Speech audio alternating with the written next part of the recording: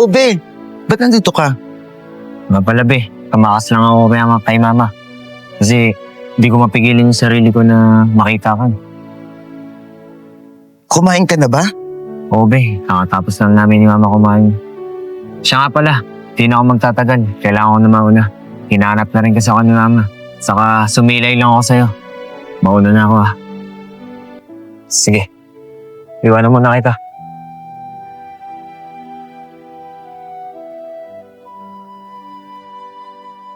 Saan ka na naman galing?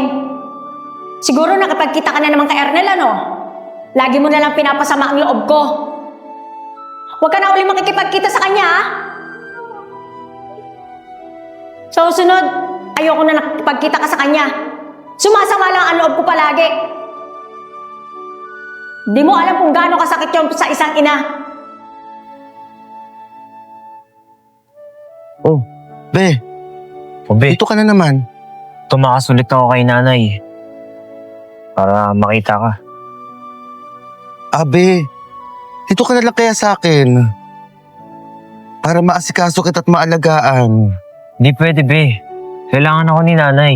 Kailangan ko rin umuwi ng bahay. Di kailangan maasikaso ka.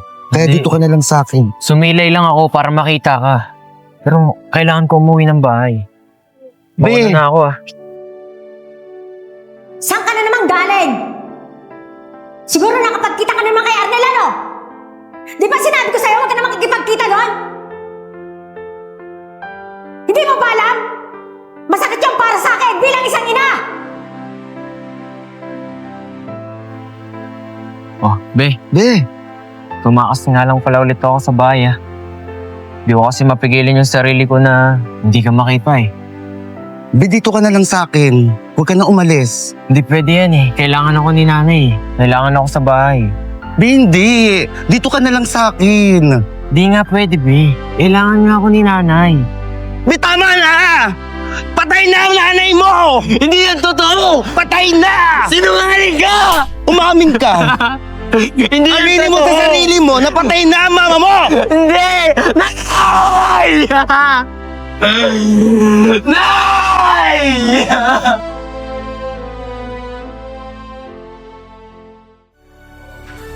Parang kinakabahan ako. Bakit kaya?